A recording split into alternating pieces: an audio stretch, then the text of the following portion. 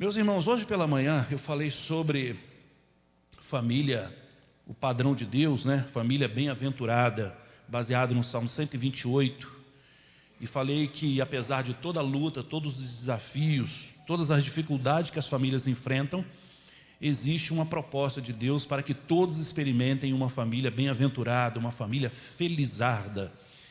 E agora à noite eu quero falar sobre os resgates de valores que nós devemos fazer para que efetivamente tenhamos uma família bem-aventurada. Quais são as ações, quais são as atitudes que nós precisamos tomar para contribuirmos para que a nossa família seja família bem-aventurada.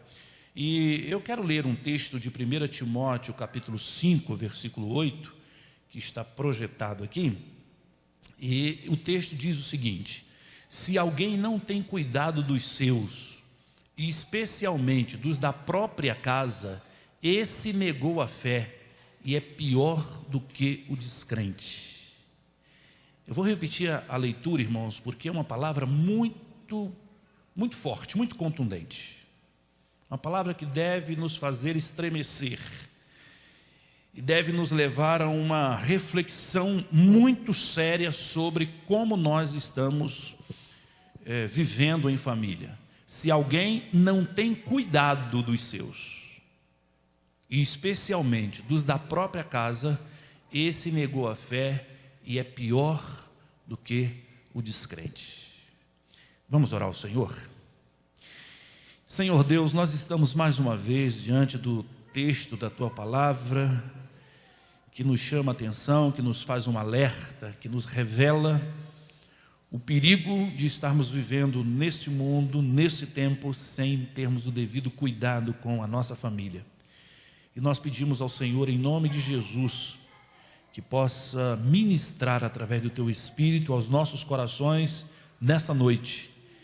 E que seja, Senhor, esta uma noite de resgate de comportamentos, para que experimentemos cada vez mais uma família bem-aventurada na presença do Senhor. Fala-nos ao coração. É a nossa humilde oração em nome e para a glória de Jesus. Amém, amém, amém.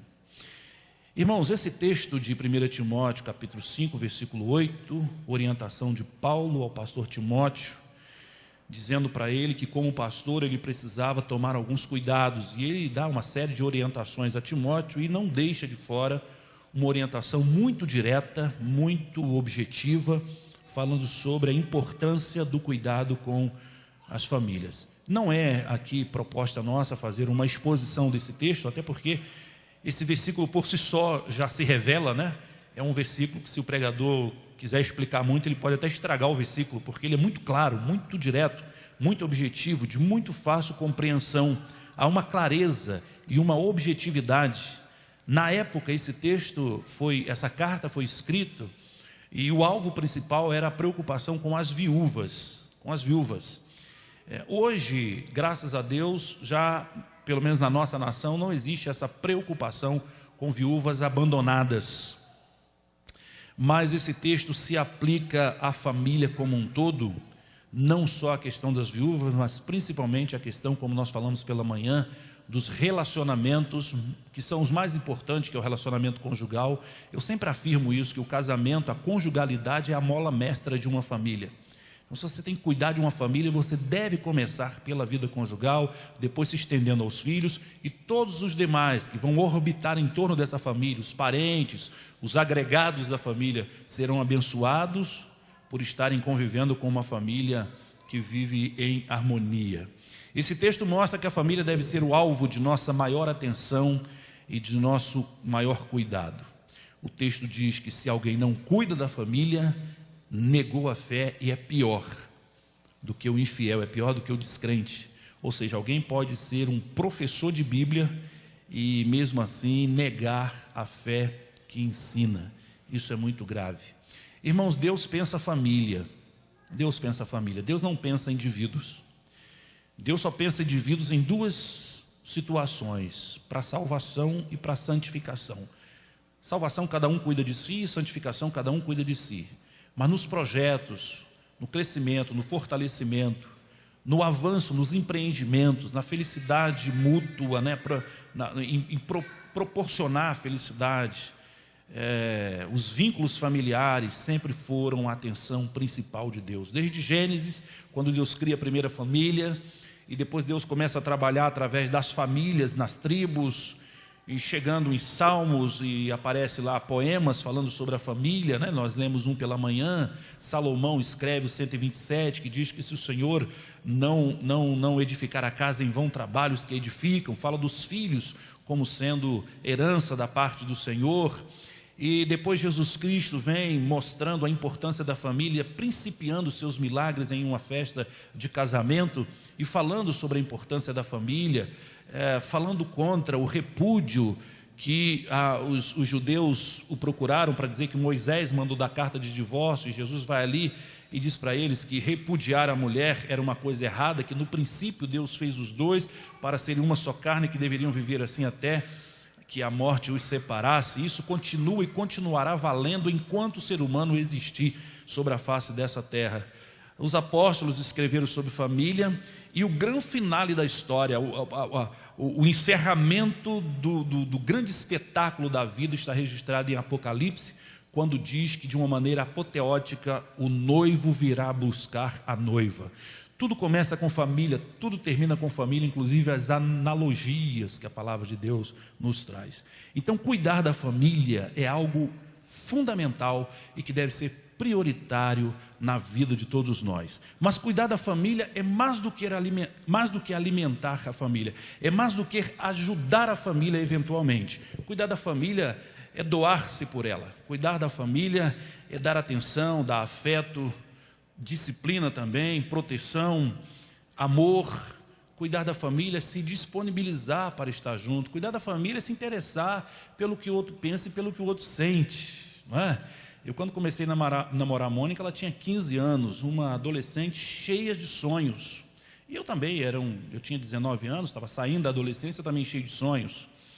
E quando Mônica resolveu casar comigo, ela resolveu confiar que eu a faria feliz durante toda a sua história, e que os seus sonhos seriam realizados ou substituídos por outros que fossem melhores.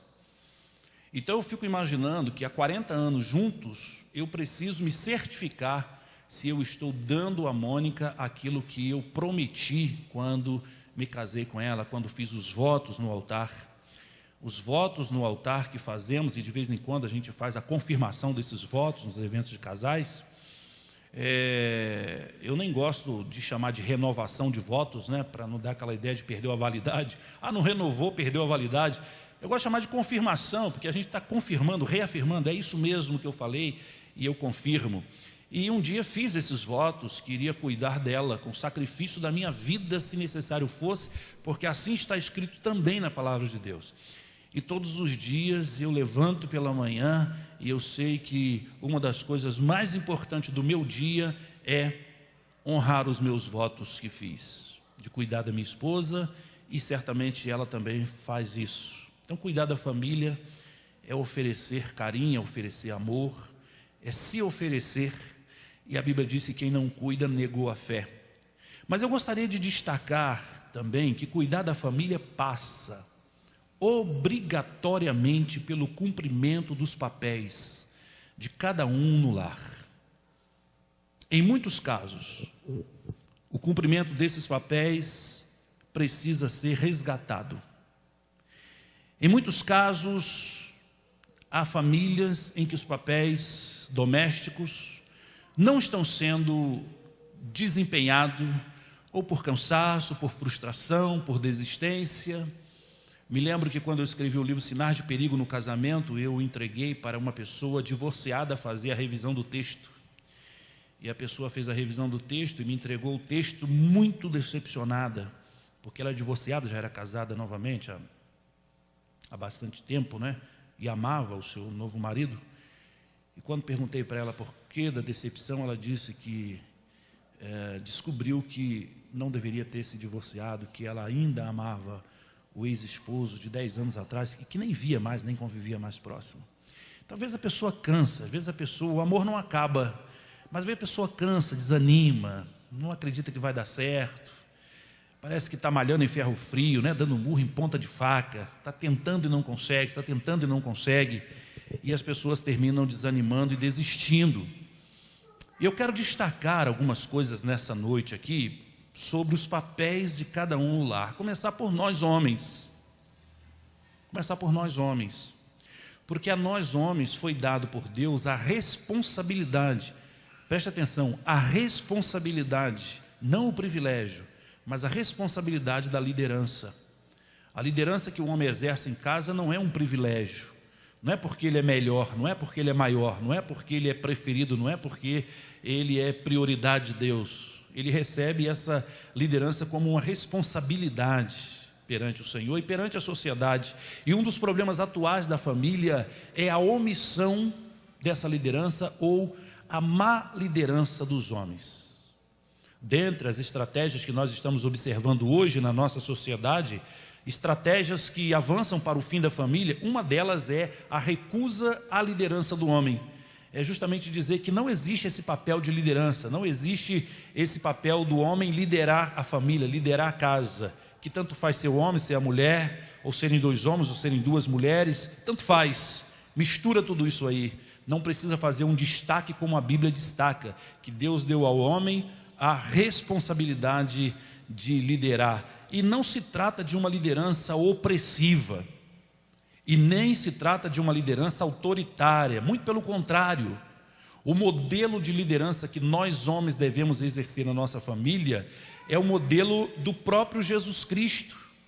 A palavra de Deus em Efésios capítulo 5, versículo 25, o texto da palavra do Senhor diz assim: maridos, que cada um de vocês ame a sua esposa, como também Cristo amou a igreja e se entregou, se sacrificou por ela. Essa é a orientação. A orientação é de que essa liderança seja exercida baseada em um amor, e esse amor tem como referência o amor do próprio Cristo, e um amor que diz que esse Cristo amou a igreja e se entregou por ela. Então esse é o modelo de um amor sacrificial, o modelo de um amor que se esforça, um modelo de um amor que sofre. Nós homens recebemos de Deus essa incumbência, amor sacrificial, que significa com grande sacrifício. E para isso o homem precisa exercer não apenas esse cuidado com o amor, mas ele precisa exercer duas outras funções dentro de casa. Uma delas é a função de ser o porta-voz dos céus, o porta-voz de Deus, o representante de Deus na família. O homem não pode fugir, o homem não pode se omitir disso. Ele precisa ser o porta-voz de Deus na terra, na família. Ele precisa ser um profeta dentro da sua casa. Não o profeta do sermão, não o profeta das palavras, mas o profeta do testemunho, o profeta do estilo de vida, o profeta do comportamento, que é mais forte do que qualquer sermão. Eu posso estar aqui pregando um sermão, eu posso me preparar, fazer pesquisas e trazer aqui o melhor sermão para os irmãos, e Mônica sentada aqui no primeiro banco me ouvindo, e ela pode ficar impressionada com esse sermão, mas o maior sermão que eu prego para a Mônica é o sermão da minha vida. O maior sermão que eu prego para ela é um sermão calado, é um sermão onde eu não falo, é um sermão onde eu vivo, onde eu procuro dar o exemplo, tanto para ela quanto para os meus filhos. O meu pai, eu falei hoje pela manhã que papai tem 81 anos, e papai é um filósofo, né? Papai gosta de filosofar, de falar umas coisas bonitas. E eu me lembro quando era criança, papai me dava muitos conselhos. Papai, ele tinha umas sacadas assim, umas tiradas incríveis, né? Quando eu pedia alguma coisa para ele falava: meu filho, você quer ser feliz? Quer que papai te faça feliz? Eu falei: quero. Eu falei: então lembre de uma coisa, um sorriso traz o outro. E eu ficava pensando: caramba, ele quer alguma coisa em troca para me fazer feliz. Então ele tinha uns conselhos desses. Mas se você me perguntar assim: pastor Nathaniel, me lembra aí os conselhos que teu pai te dava? Eu vou dizer para vocês: não lembro os conselhos. Não lembro os conselhos. Eu vou me esforçar muito para tentar lembrar de um ou outro conselho, e foram muitos, e eu não vou lembrar. Mas se você me perguntar sobre como era a vida de papai, os atos, o comportamento, aí, meu amigo, eu tenho história para a noite inteira. Eu tenho história de um homem semi-analfabeto que trabalhou duramente, sem folga, sem férias, sem intervalo, para sustentar 9 filhos e fazer isso com honra, fazer isso de uma maneira muito honesta.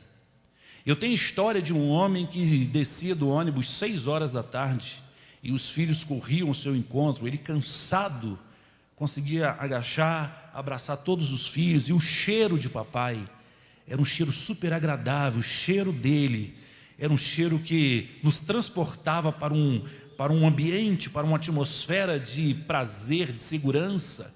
E até hoje é assim. Eu chego em casa, eu tomo bênção ao meu pai, eu beijo a sua mão. Eu chego em casa, eu reverencio meu pai, eu respeito meu pai. Eu postei esses dias no meu Facebook que meu herói fez 81 anos. E eu não faço isso para fazer média, não. Ele é o meu herói aqui na terra. Então veja bem, homens, não são os conselhos, não são os sermões, é o nosso estilo de vida. O que os nossos filhos estão vendo em nós como pais? O que as nossas esposas estão vendo em nós como marido? Que tipo de profeta, que tipo de mensagem nós como profeta de Deus estamos passando dentro da nossa casa? Muitos pais reclamam que seus filhos não querem seguir a Deus. Muitos pais reclamam que seus filhos não querem seguir a Deus. Mas muitos desses pais talvez não saibam que os filhos agem assim por falta de exemplo. Não adianta você mandar, você tem que ir. Alguém já disse que o exemplo arrasta. Então o que está faltando para as famílias hoje, em muitos casos, é um posicionamento dos profetas. Aquele que vai viver a seriedade, a honestidade, que vai praticar o amor. Aquele que, igual a Jesus, vai caminhar no meio da sua família e vai dar o exemplo de perdão, o exemplo de paciência, o exemplo de atenção, de prioridade, de cuidados. O mal de muitas famílias hoje é a omissão, é o silêncio dos profetas, dos homens, que estão deixando esta função e deixando, consequentemente, a sua família fragilizada. A outra função do homem é o inverso do profeta, né? Que é o sacerdócio. O sacerdote inverte essa função. Se o profeta fala de Deus para a família, o sacerdote fala da família para Deus. Se o profeta representa Deus dentro do lar, o sacerdote representa a família diante de Deus, apresenta a família diante de Deus, intercede pela família junto a Deus. A palavra de Deus traz um testemunho lindo sobre a vida de Jó. Jó, capítulo 1, versículo 5. O texto da palavra do Senhor, ele diz o seguinte, Jó, capítulo 1, versículo 5. Quando se encerrava um ciclo de banquetes, Jó chamava os seus filhos e os santificava. Pode pôr o 6, por favor? Levantava-se de madrugada e oferecia o holocausto segundo o número de todos eles, pois pensava assim, é o 5 ainda, né? Talvez os meus filhos tenham pecado e blasfemado contra Deus em seu coração. Jó fazia isso continuamente. O que Jó fazia? Jó fazia os banquetes, fazia as festas, chamava seus filhos, filhas, e ali se banqueteavam, e quando terminava as festas, Jó despedia os seus filhos, e pela madrugada Jó se apresentava a Deus, e a Bíblia diz que Jó fazia as suas orações de acordo com o número de seus filhos, ou seja, ele não fazia uma oração generalizada, Deus abençoe meus filhos. Não, ele dizia, Deus, olha aqui o caso do Joãozinho, ele anda triste, ele anda se envolvendo com pessoas que eu não acho legal, ele às vezes está se afastando do Senhor. Deus tenha misericórdia. Irmãos, quando eu aprendi a fazer oração pelos meus filhos, meu coração começou a ficar tanto em paz, porque, pastor Celso, eu ouvi uma história da esposa do pastor da Igreja Batista da Esperança, Davi Gomes, de que o pastor não conseguia pagar o programa de rádio, não conseguia dormir porque não tinha conseguido dinheiro. E a mulher dormia e ele andava no quarto porque não tinha dinheiro para pagar o programa do rádio e ia perder o programa. E a mulher mandou ele dormir. Ele disse, como é que você consegue dormir, mulher, sabendo que eu estou devendo a rádio e eu não consegui o dinheiro, o programa vai sair do ar? E ela disse assim, meu filho, você já orou? E ele disse, claro que eu já orei. Você acredita que a Bíblia diz que Deus não dorme nem cochila? Claro que eu acredito que a Bíblia diz que Deus não dorme nem cochila. E ela disse, então, homem, para que ficar vocês dois acordados essa noite para resolver a mesma coisa? Se você já colocou nas mãos de Deus, vai dormir, descansa. Eu quando ouvi esse testemunho, eu falei, gente, isso é verdade. Às vezes uma preocupação exagerada com os filhos adolescentes, filhos jovens. Eu falei, não, o negócio é correr para o joelho. E comecei a conversar com Deus sobre Júnior e sobre Felipe. Mas procurar a particularidade de cada um, as limitações, as fragilidades, intercedendo por eles. Vivo intercedendo pela minha esposa, orando por ela. As 3 primeiras pessoas que estão no topo da minha lista de intercessão todos os dias, para a glória de Deus, todos os dias, são Mônica, Júnior e Felipe. Nessa ordem. Todos os dias. Porque como sacerdote, eu sei que Deus espera de mim que interceda pela minha família. Há muitas famílias por aí que estão arruinadas. Muitas famílias que são terras arrasadas. E muitas delas estão assim, porque os homens da casa abandonaram, abriram mão, desistiram, se cansaram do sacerdócio, se cansaram da função de sacerdote. Deus espera de nós homens que intercedamos por nossa família. Eu me lembro da história de Neemias. Neemias estava ali construindo os muros, e na medida que os muros iam subindo, quase ficando pronto, então Sabalate, Tobias e Gesem avançavam contra eles, ameaçavam, e ali Neemias já não sabia mais o que fazer, e de repente ele chama todos os homens da casa e ele faz um apelo àqueles homens. Ele faz um apelo, e olha o apelo que Neemias faz, está registrado em Neemias capítulo 4, versículo 14. Veja o apelo que Neemias faz. Neemias 4, 14. Depois de fazer uma inspeção, levantei-me e disse aos nobres, aos magistrados e ao resto do povo: não tenham medo deles, lembram-se do Senhor grande e terrível, e lutem pelos seus irmãos, seus filhos, suas filhas, pelas mulheres e pela casa de vocês. Neemias chama os homens e faz a eles um apelo. Primeira coisa, confiem em Deus. A guerra não está perdida. Eles podem ser fortes, eles podem ser violentos, eles podem ser guerreiros, mas lembra do Senhor grande e tremendo, que é Ele que nos dá a vitória. E vá lá para as brechas dos muros, e fique nas brechas do muro, e defendam a cidade. Façam isso pela casa de vocês, façam isso pelas esposas de vocês, façam isso pelos filhos de vocês. Meus irmãos, nós vivemos um tempo em que os homens, muitos homens, precisam se levantar e se colocar na brecha como sacerdote, intercedendo pela sua família, pela sua esposa, pela sua casa, pelos seus filhos, pelo seu lar. A dor de muitas famílias hoje, eu repito, é pela omissão dos sacerdotes. E eu quero dizer para vocês, homens que estão me ouvindo, quer seja aqui presencialmente ou à distância, se você é pai, se você é esposo, e se você entende que precisa resgatar essa liderança, eu quero encorajar você a fazer isto hoje. Porque se você percebe que tem alguma coisa para resgatar nessa liderança, Deus olha para você e reconhece você nisso. Ele te escolheu para isso. Quando você se apresentar ao Senhor e falar: Deus, eu quero me apresentar ao Senhor para liderar a minha família com amor, para falar do Senhor, representar o Senhor na minha casa, para interceder pela minha família, para salvar a minha família, para proteger a minha família em tempos tão desafiadores, para cuidar da minha família, como diz a tua palavra.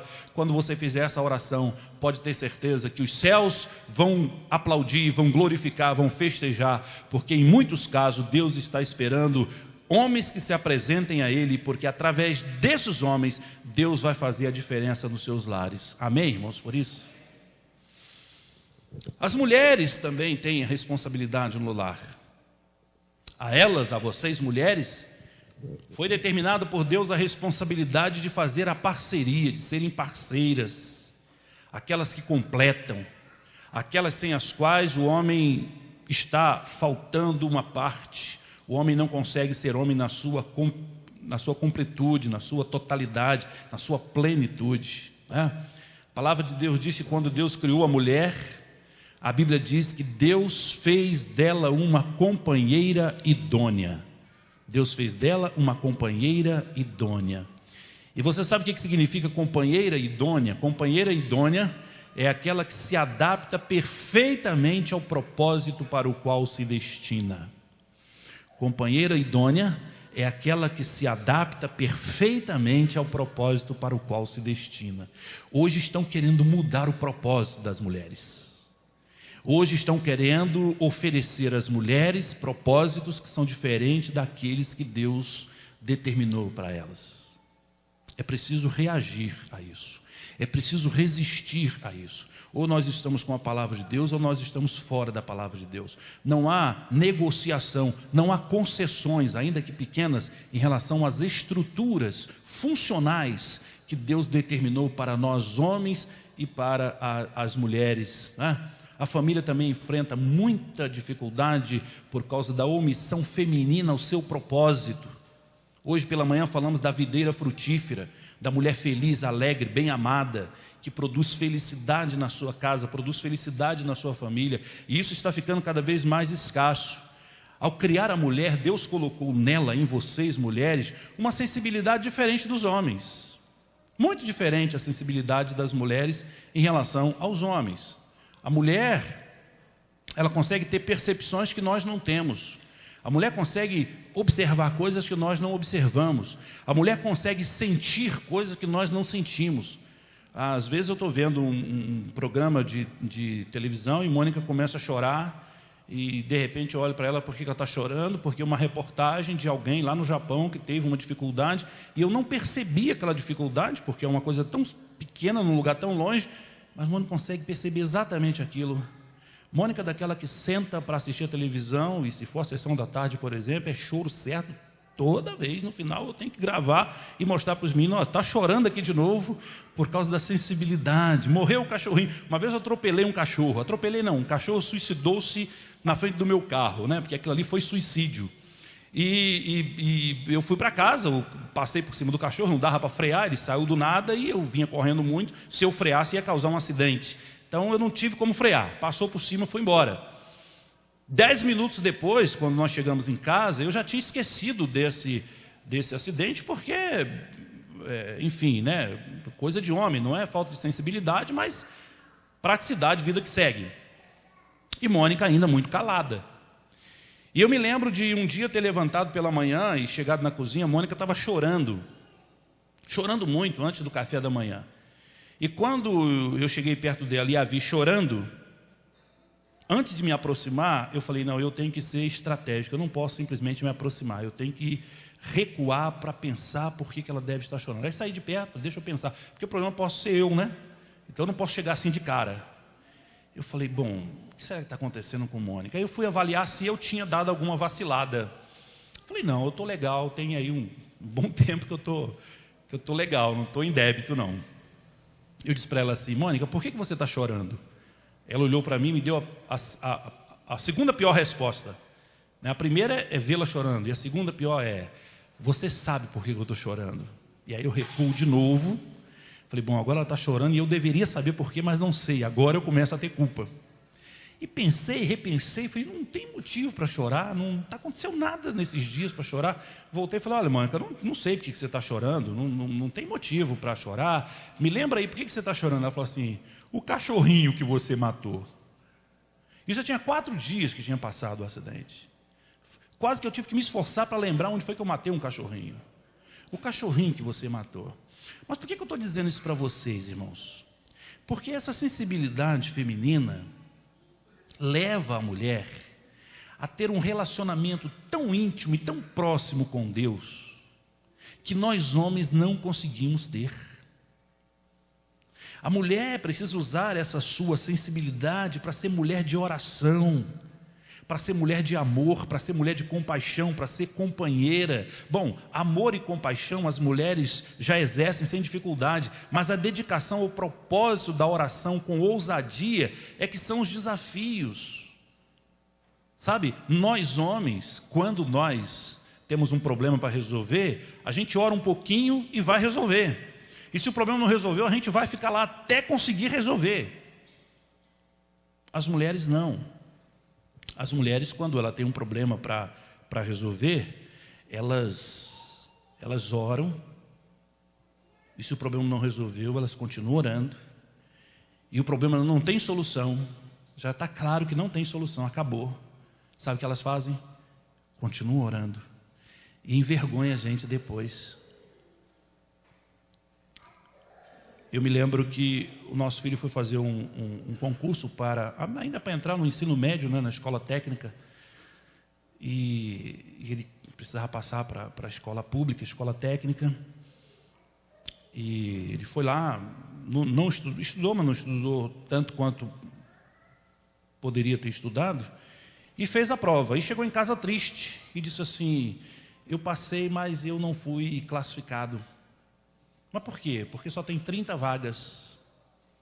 E qual é a sua colocação? Eu sou o 42º lugar. Então tem 12, eu sou o 12º depois que acabaram as vagas. Eu, prático, como nós homens somos, falei: filho, não esquenta a cabeça. Foi a primeira vez que você tentou, você está novo ainda, estuda mais, se dedica mais. O ano que vem você tenta de novo, você consegue passar. E Mônica falou assim: Sabino, vamos orar para ver se ele consegue entrar ainda esse ano. Eu falei: Mônica, não tem lógica aqui nenhuma, não tem como entrar esse ano, porque são 30 vagas. E já encerrou. Se a gente começar a orar, porque ainda não tinha saído, porque depois das matrículas tem as desistências, e aí começam a chamar, né, os excedentes. Eu falei: Mônica, na melhor das hipóteses aqui, na nossa oração, 12 vão ter que desistir. Você acha que 12 pessoas vão desistir? Você acha que eu vou orar para 12 desistir? Coitado desses 12. Não posso. Eu falei: não, mas Deus pode dar outro jeito. Eu falei: filha, aqui não tem jeito para ser dado. E aí já começa a irritação. Porque você começa a querer explicar uma lógica, mas não tem lógica, ela quer orar por isso. Eu falei: tá bom, então você ora, eu não vou orar. Aí saiu a classificação final. Aí Júnior olhou lá, coisa e tal, o pessoal tinha feito matrícula, o Júnior foi na escola, o pessoal fez matrícula, eu acho que 2 desistiram, ele era o 10º na fila, agora, então não entrou. Chegou em casa triste, abatido. Não entrei, só 2 desistiram. Eu falei: tá vendo aí, Mônica? É assim, filha, 2 desistiram, ainda foi muito. Filhão, ano que vem você passa. Aí Mônica olhou para mim e falou: Sabino, vamos orar para ele entrar esse ano. Eu falei: Mônica, mas por onde ele vai entrar aqui, minha filha? Aí dá raiva. Começa a pecar pela raiva. Aí ela falou: mas eu vou orar. Eu falei: tá bom. Ela foi orar e eu fui orar por ela, porque eu falei: depois a decepção dela vai ser grande, porque grandes expectativas, grandes frustrações. Ela começou a orar. Eu estou na minha.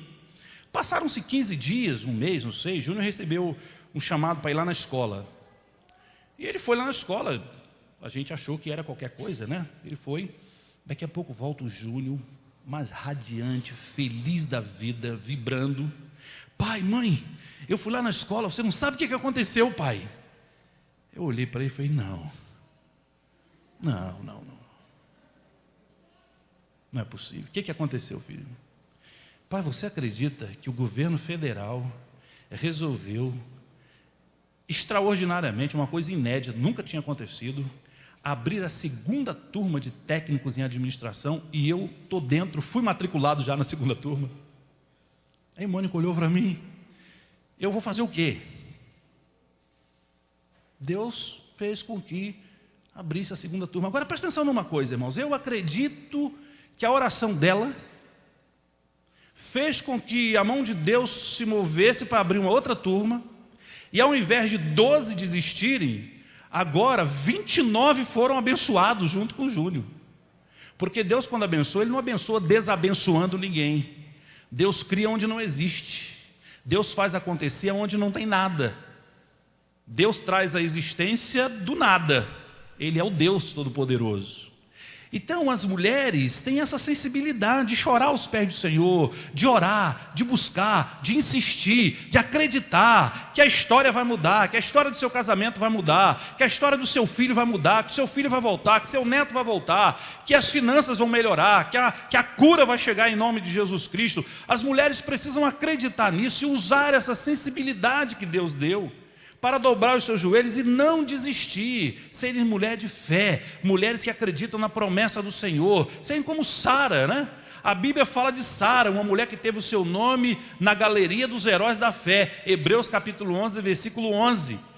Nesse texto de Hebreus capítulo 11, versículo 11, é um texto que vai falando dos heróis da fé.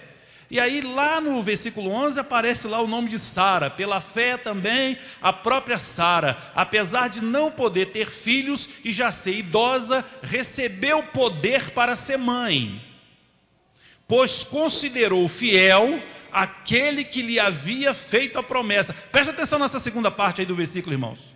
Por que Sara foi mãe aos 90 anos, sendo ela estéril e depois sendo ela idosa? Por que ela foi mãe? Ela foi mãe, diz a Bíblia aí, porque ela considerou fiel aquele que lhe havia feito a promessa. Minhas irmãs, Deus tem promessa na vida de vocês. A promessa de Deus para o seu casamento, a promessa de Deus para os seus filhos, a promessa de Deus para os seus netos, a promessa de Deus sobre a vida das mulheres. É preciso considerar que Deus é fiel, e ainda que pareça tardio, mas o Senhor vem. Quando o Senhor é invocado, Ele vem do jeito dEle, Ele vem do modo dEle, Ele vem no tempo dEle, mas Ele nunca deixa de vir, porque Deus é o Deus da família. E se você, mãe, está aqui ouvindo essa palavra, e já existem áreas da sua vida que você desistiu, que você se cansou, que você se frustrou, que você parou de batalhar, quem sabe hoje Deus não esteja despertando você para retomar, para resgatar, para viver uma nova história. Já que a igreja está tratando desse tema, certamente Deus está conduzindo o tema na vida dos irmãos para viver uma nova história no seu lar, uma nova história no seu casamento, uma nova história com seus filhos. E se você entende isso, mãe, esteja você aqui nesse templo, ou esteja você em casa, eu quero encorajar você a se apresentar a Deus nessa noite e dizer: Deus, eu quero me apresentar ao Senhor como essa mulher, como Sara, que acreditou na promessa e que foi mãe aos 90 anos, porque teve por fiel aquele que prometeu. E mesmo que o tempo fosse passando, chegou a hora em que a sua promessa foi cumprida. Sara era uma mulher dedicada à sua família, né? Cumpriu o seu propósito, chamada como uma companheira idônea. Seu marido e seu filho sempre podiam contar com ela. Ela recebia visitas em casa, hospedou anjos sem saber, porque era uma boa anfitriã. Sara acompanhava seu marido Abraão nas suas viagens, algumas viagens meio loucas, não é? De olhar para a esposa e dizer assim: Sara, junta todo mundo e vamos sair daqui para uma terra. Qual terra? Não sei, para qualquer terra. Deus vai dizer onde é. E ela larga todo o conforto da sua casa, das suas servas e de tudo que tinha, e segue o seu marido, e Deus a honra, porque ela vai seguindo o seu marido e ela vai honrando ali o seu propósito. E eu quero finalmente falar para os filhos. Eu quero dizer para vocês, jovens, filhos, jovens, juniores, adolescentes,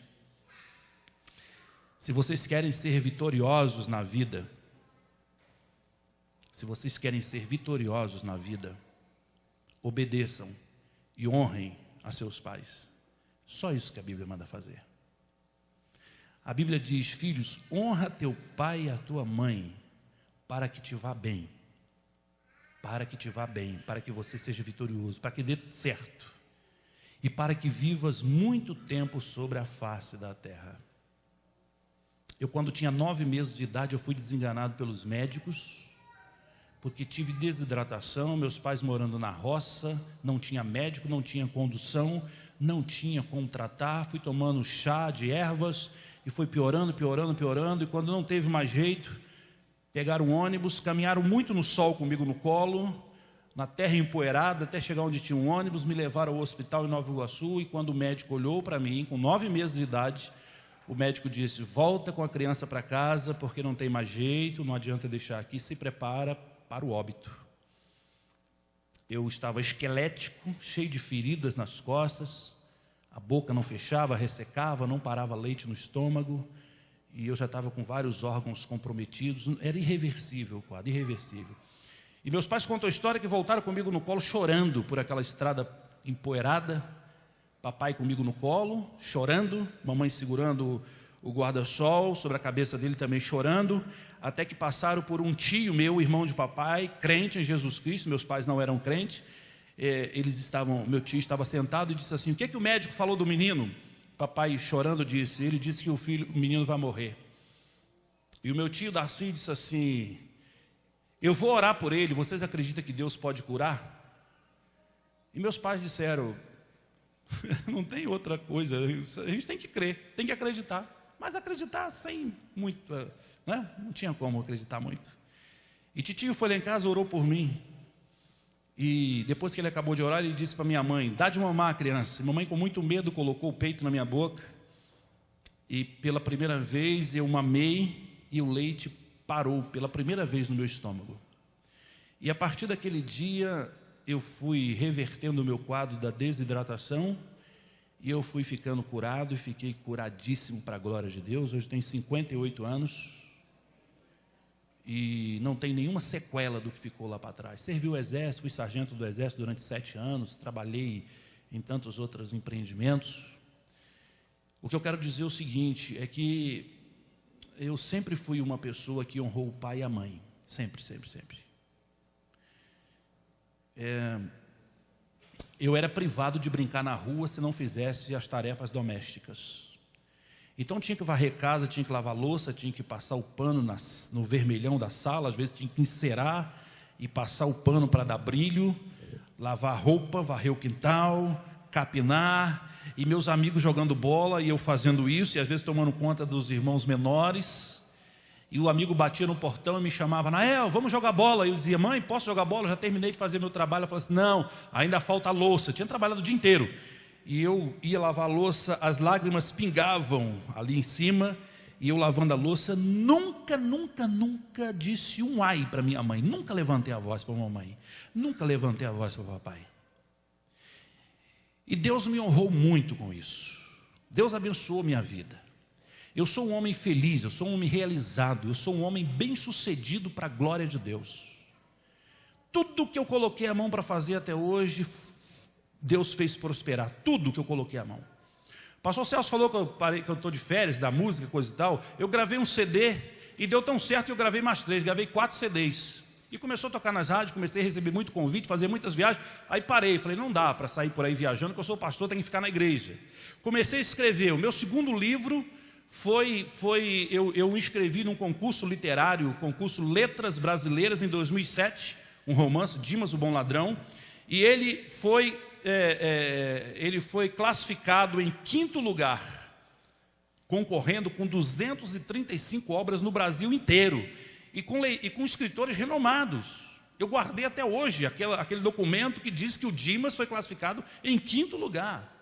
Tudo que fiz, as igrejas que pastoreei, para a glória de Deus, foram igrejas que prosperaram o trabalho, muita gente batizada, muito casamento sendo realizado. Ou seja, honra o pai, honra a mãe, porque fazendo isso, pode ter certeza absoluta que Deus vai abençoar a sua vida. Se não, vejamos rapidamente alguns exemplos bíblicos. Samuel foi uma criança, um jovem que honrou a sua mãe. E depois Samuel virou um grande profeta, e ele ungiu o rei de Israel.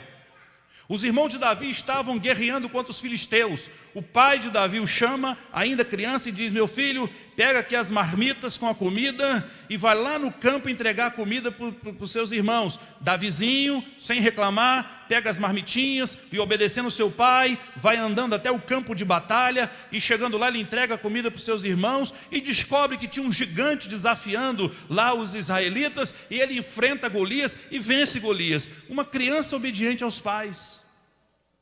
Quando Samuel foi ungir o rei de Israel, chega na casa de Jessé e diz assim, Deus mandou vir aqui ungir teu filho para ser rei. Jessé falou, então peraí que eu vou chamar meu filho. E aí chamou o primeiro filho, e veio o primeiro filho, e Samuel disse, não é esse. Davi busca o outro filho, não é esse. Busca o outro filho, não é esse. E Jessé diz, olha Samuel, acabaram meus filhos. Você me enganou, você disse que Deus mandou ungir meus filhos, mas não tem mais filhos.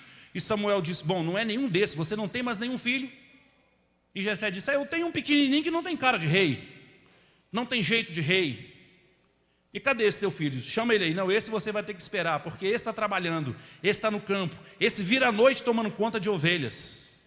Esse batalha, esse trabalha. E Samuel diz, então manda buscar. E quando chega Davi, Deus fala para Samuel, aí está o rei de Israel. Ei, jovem, adolescente, presta atenção numa coisa, a palavra de Deus não falha. Talvez o mundo esteja dizendo que você não vai chegar a lugar nenhum, que você não vai dar para nada. Talvez as pessoas estejam até fazendo bullying contigo, porque você não está aí no mundão fazendo como os outros estão fazendo. Mas se a palavra de Deus está dizendo para você, honra teu pai e a tua mãe, que você vai se dar bem. Honra teu pai e sua mãe, obedece teu pai e sua mãe, que você vai ser vitorioso. Honra e obedeça teu pai e a sua mãe, que vão se prolongar os seus dias na face da terra. Então não fecha seu coração não, querido. A gente vive um tempo, como nós falamos pela manhã, de uma geração triste. Augusto Cury, um psiquiatra, e que naturalmente vocês conhecem, traduzido quase que em todos os países do mundo, um psiquiatra brasileiro, ele deu uma entrevista em uma determinada revista, e ele disse que essa geração de jovens atual já está sendo considerada a geração mais infeliz de todos os tempos, porque é uma geração que sonha, mas não realiza. É uma geração que deseja, mas não vai à luta, não trabalha, não se esforça, não se empenha. E quando você sonha e não realiza, o resultado é frustração, é decepção, é depressão, é vício, suicídio em muitos casos. Nunca houve tantos casos de suicídio entre os jovens. E a palavra de Deus continua dizendo: filho, obedeça a seu pai. Filho, honre seu pai e a sua mãe, porque fazendo isso, você vai se dar bem, você vai ser vitorioso e você vai viver muitos dias sobre a face da terra. Eu concluo essa palavra dizendo o seguinte: se queremos ser famílias bem-aventuradas, nós precisamos resgatar funcionamentos, funções, atitudes que nós precisamos desenvolver dentro de casa para que a nossa família seja de fato família bem-aventurada. E eu quero desafiar vocês hoje, jovens e adolescentes que estão me ouvindo, a darem esse passo de fé. Ah, pastor, mas mamãe, puxa vida, não é fácil, papai não é fácil. Não importa se sua mãe não é fácil, se seu pai não é fácil. Em alguns momentos meu pai não era fácil, em alguns momentos mamãe não era fácil. Pegar uma criança que passa o dia inteiro trabalhando e na hora de ir para a rua jogar bola com os amigos, ela diz: lava essa louça primeiro. Isso não é fácil. Mas debruçar em cima daquela louça, lavar, ainda que pingando lágrimas, trouxe como resultado uma vida de paz, uma vida de alegria. Amo muito minha mãe e meu pai. Deus deu a eles uma vida longa também, está dando, graças a Deus. Estão lá me assistindo agora. Talvez amanhã eu leve um puxão de orelha pelo que eu falei aqui, mas tudo bem, né? Mãe, eu te amo, a senhora sabe disso. Isso é o mais importante, não é? Enfim, e eu quero concluir dizendo o seguinte, pastor Celso, meu amigo, Primeira Igreja Batista de Petrópolis. Eu estou certo de que Deus veio realizar resgates hoje aqui nesse lugar. Eu não tenho dúvida disso, desde quando recebi o convite, comecei a orar por essa situação. E se você está aqui ouvindo essa palavra, ou se você está aí do outro lado ouvindo essa palavra, é porque esse momento é um encontro seu com Deus pela sua família. Se alguém não cuida da própria família, negou a fé e é pior do que o infiel. Esse é um tempo de viver uma nova história em família.